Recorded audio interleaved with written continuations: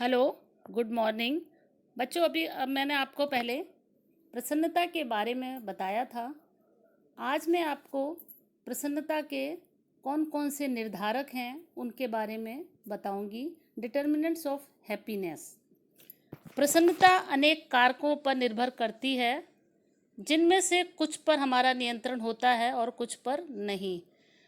या यो नियंत्रण का मतलब होता है कि जो हमारा जेनेटिक फैक्टर है, जन्मजात है, जिस पर कि हमारा कोई नियंत्रण नहीं होता है, ये भी जो कारक है वो हमारी प्रसन्नता को प्रभावित करता है।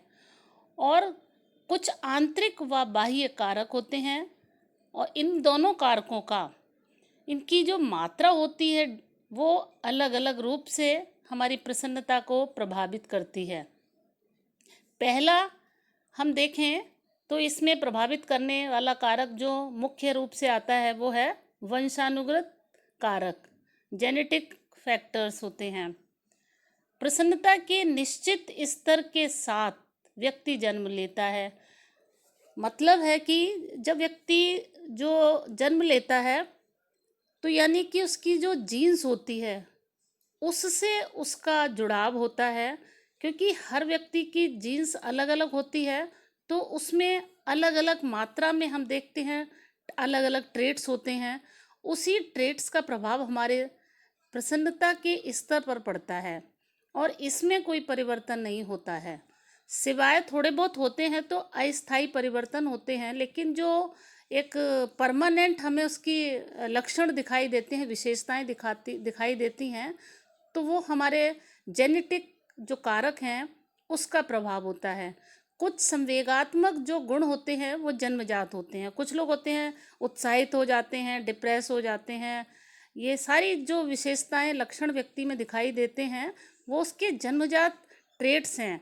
और कुछ हद तक प्रसन्नता भी इसी तरीके से वंशानुक्रम से निर्धारित होती है। दूसरा हमारा प्रभावित करने वाला कारक है स्वास्थ्य। स्वास्थ्य एवं प्रसन्नता में आपस में सहसंबंध होता है। स्वस्थ व्यक्ति जो होते हैं वो प्रसन्नचित्त होते हैं, व प्रसन्नचित्त व्यक्ति स्वस्थ होते हैं। तो दोनों के बीच में क्या पाया जाता है? संबंध पाया जाता है। इस संबंध में कुछ अध्ययन भी हुए हैं जो इस बात को बताते हैं कि व्यक्ति का सकारात्मक संवेग जो अनुभव करते हैं और उन्हें क्या होती है, अस्पताल जाने की आवश्यकता नहीं होती है।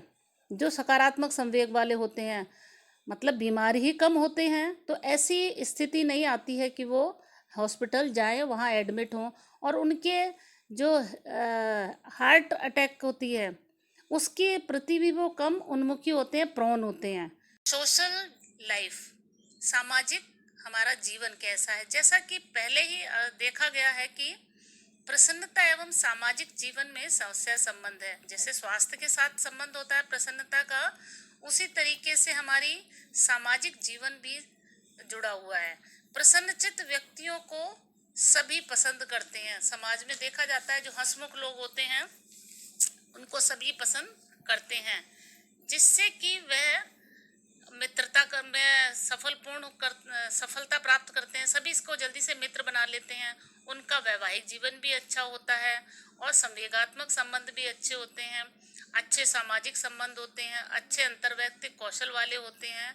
तो प्रसन्न व्यक्तियों की जो मैरिड लाइफ है या उनके मैरिज जब नहीं होती है और उनके मैरिज होने की संभावना होती है वो ज़्यादा होती है, ऐसे लोगों को व्यक्ति पसंद करते हैं। तो शादी की भी जो संभावनाएं उनकी बढ़ जाती हैं। तुलना में जो अप्रसन्नचित्त व्यक्ति होते हैं उनको कोई पसंद नहीं करता है। तो ये बात हमारे अध्ययन बताते हैं कि संवेगात्मक संबंधों का प्रसन्नता में बहुत ज़्यादा महत्व देखा जाता है।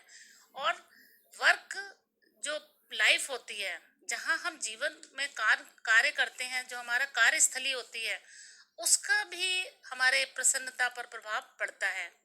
प्रसन्नचित्त व्यक्तियों को कार्य में पसंद किए जाते हैं।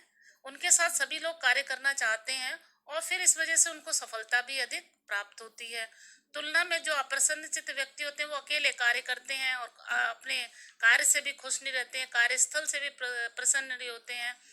और कार्य की प्रकृति भी व्यक्ति के प्रसन्नता के स्तर को निर्धारित करती है कि जिस जगह हम काम कर रहे हैं वो हमारे इंटरेस्ट के अकॉर्डिंग है और वहाँ पर हम खुश होकर कार्य करते हैं, जहाँ का वातावरण भी सौहार्दपूर्ण होता है।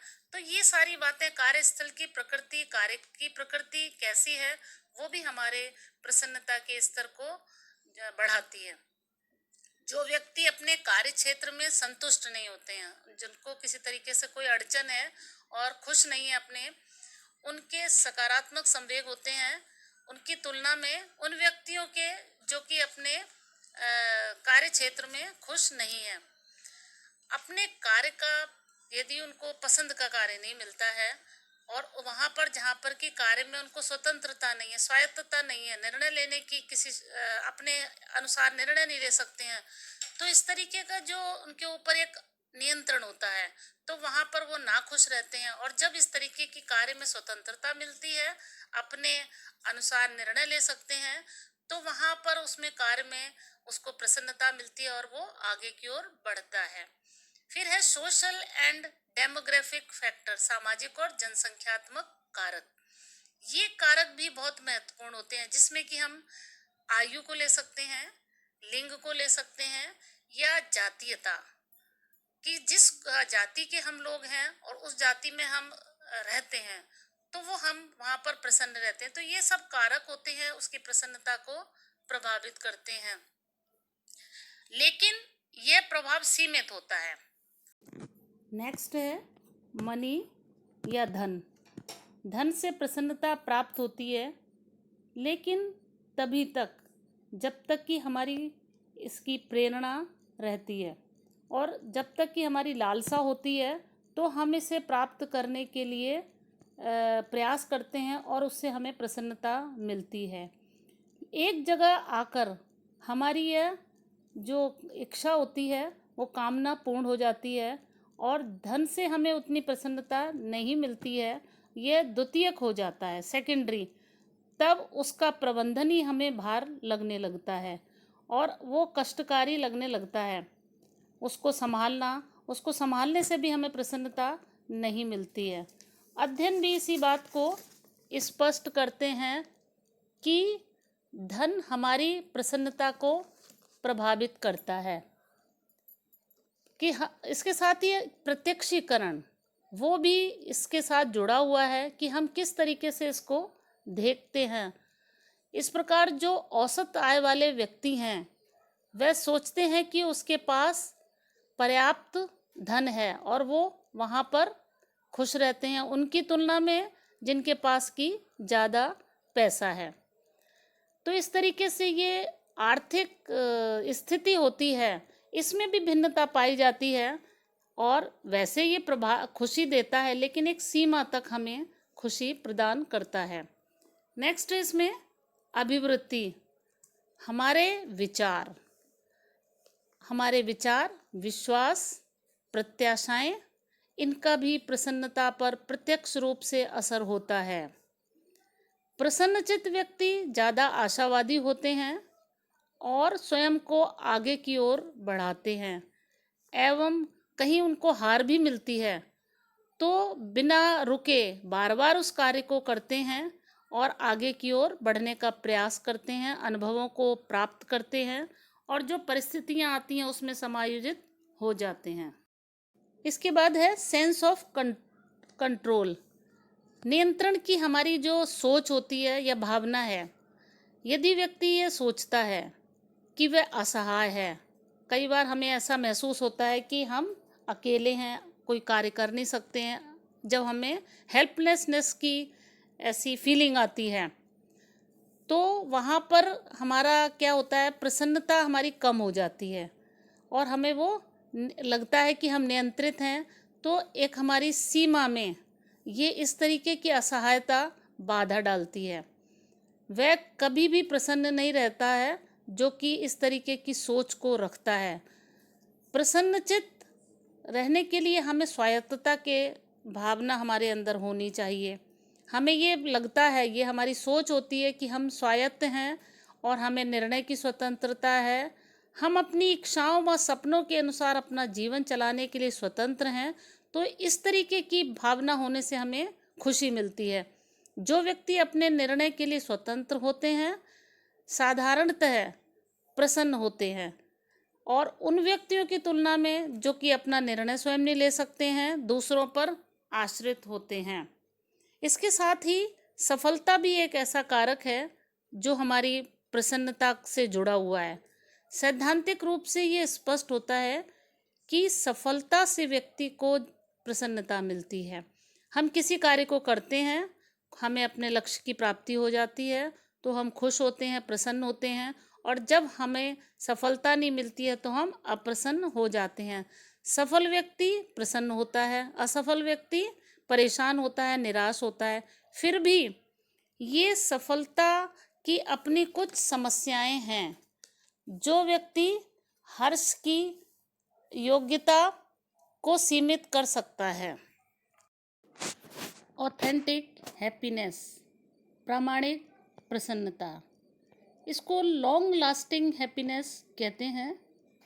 मार्टिन सेलिगमैन ने प्रसन्नता को सकारात्मक मनोविज्ञान का केंद्र बिंदु कहा है। Happiness is the centre piece of positive psychology. जब हमारी खैरियत, वेलबींग अपनी शक्तियों एवं सद्गुणों में संलग्न रहने के परिणाम स्वरूप अभिव्यक्त होती है, तब हमारा जीवन वास्तविकता के साथ विशिष्ट गुणवत्ता से परिपूर्ण होता है। हमारी कुछ शक्तियाँ होती हैं और हमारे सद्गुण होते हैं। इसके साथ हम जब किसी कार्य को करते हैं तो हमारे अंदर वास्तविकता के साथ विशिष्ट गुणवत्ता से हमारा जीवन भर जाता है। व्यक्तित्व के सकारात्मक एवं नकारात्मक शील गुणों एवं विशेषताएं ही अच्छे भाव एवं पूर्णता का एहसास कराने के लिए उत्तरदायी हैं। ये हमारी व्यक्तित्व की जो दोनों विशेषताएं हैं, ये इसकी वजह से हमारे अंदर अच्छे भाव आते हैं और पूर्णता आती है, क्योंकि व्यक्ति जिस प्रकार के शील गुणों को अपने जीवन में अपनाता है उसी प्रकार के भाव उसके अंदर उत्पन्न होने की संभावना बढ़ जाती है। जैसे कि हम पैरानोइया में देखते हैं कि उसमें नकारात्मक शील गुण होते हैं, व्यामोह जो होता है, जिससे कि उसमें ईर्ष्या का भाव आ जाता है, और इसके विपरीत सकारात्मक गुणों में प्रसन्नता का, खुशी का भाव आता है। इसलिए परिस्थितियों से अधिक व्यक्ति के शील गुण ही प्रामाणिक प्रसन्नता के लिए आवश्यक हैं। परिस्थितियाँ भी इसके लिए उत्तरदायी होती हैं, लेकिन व्यक्ति के जो विशेषताएं होती हैं, जो जन्मजात उसके गुण होते हैं, वो हमारी ऑथेंटिक हैप्पीनेस, प्रामाणिक प्रसन्नता के लिए ज़्यादा उत्तरदायी हैं, जिससे कि शक्तियों का उपयोग विस्तृत रूप से किया जा सके। इसके 3 जो तत्व कहे जाते हैं, पहला है पॉजिटिव इमोशंस, दूसरा है फ्लो, तीसरा है मीनिंग। पहला है इसमें पॉजिटिव इमोशन, सकारात्मक संवेग। व्यक्ति सकारात्मक संवेगों को ढूंढता है। हम कैसा अनुभव करते हैं? सुखद है, उत्साह या गर्मजोशी, आराम या इसी प्रकार के अन्य भाव। हमारा संपूर्ण जीवन की सफलता इन्हीं के तत्वों के आसपास घूमती है, और जिसे हम सुखद जीवन कहते हैं। दूसरा होता है प्रवाह। प्रवाह से तात्पर्य होता है किसी कार्य में लगे रहना। जब हम अपनी रुचि के अनुसार किसी कार्य को, क्रिया को जब करते हैं, व्यक्ति किसी क्रिया को करने में उतना तल्लीन हो जाए कि उसे आत्मचेतना का भी ज्ञान नहीं रहे और वह स्वयं को भी भूल जाता है, तो ये हमारी क्या कहलाती है? प्रवाह कहलाता है। सेलिगमैन कहते हैं तल्लीनता में सभी ज्ञानात्मक, संवेगात्मक संसाधनों का उपयोग करता है।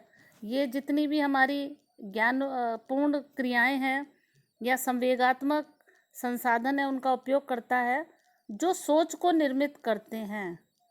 प्रवाह में व्यक्तियों को अपनी सारी शक्ति व प्रतिभा का प्रयोग करना होता है, यानी तन मन धन से वो उसमें जुट जाता है। और तीसरा है मीनिंग या उद्देश्य। इसका तात्पर्य होता है लक्ष्यपूर्ण जीवन।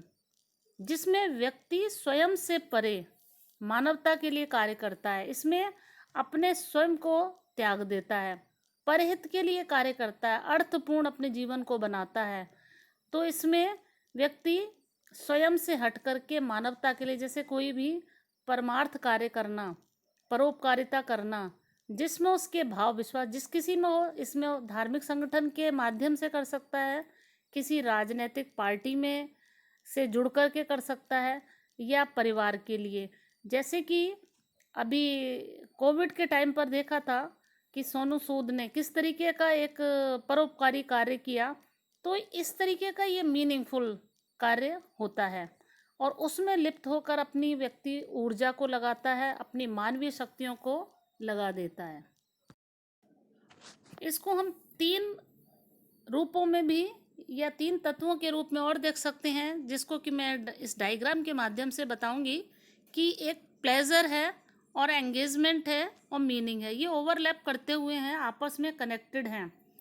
प्लेजर के अंदर जो हमारा सुखद अनुभूति है, तो इसमें सुखद जीवन है और हमारी किसने जो गुडनेस की फीलिंग होती है, जिसमें कि हमारा हर्ष या हमारे आराम इससे जुड़ा होता है।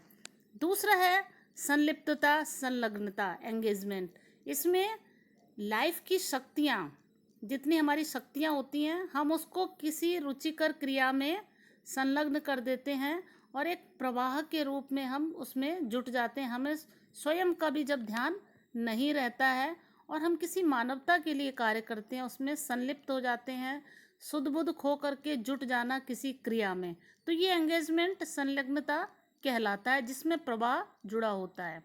तीसरा है meaning, earth. The meaningful life क्या होती है? अर्थपूर्ण जीवन, जिसमें हमारा स्वयं से बड़ा होता है। इसमें हम स्वयं से हट करके अपने आत्म को दूसरे में लगा देते हैं। अब प्रश्न उठता है कि प्रसन्नता को किस तरीके से बढ़ाया जाए। प्रसन्नता के संबंध में अलग अलग मत हैं। इसे कैसे बढ़ाया जा सकता है, इसके तरीके भी अलग अलग हैं। इसमें पहला है समय का प्रबंधन। टाइम मैनेजमेंट के अंतर्गत हमें अपने कार्य को यदि सही समय से सही तरीके से हम कर लेते हैं तो हम संतुष्ट होते हैं, हमें टेंशन नहीं होती है और हम प्रसन्न रहते हैं। गोल इन लाइफ, हमारे जीवन के कुछ लक्ष्य होते हैं जिनको कि हम प्राप्त करना चाहते हैं। यदि ये लक्ष्य हमारी सामर्थ्य के, हमारी शक्तियों के अनुसार होते हैं तो हम उसको आसानी से प्राप्त कर लेते हैं और संतुष्ट होते हैं और प्रसन्न रहते हैं। इसी तरीके से फीलिंग ऑफ ग्रेटिट्यूड, हमारे अंदर कृतज्ञता का एहसास होना भी चाहिए।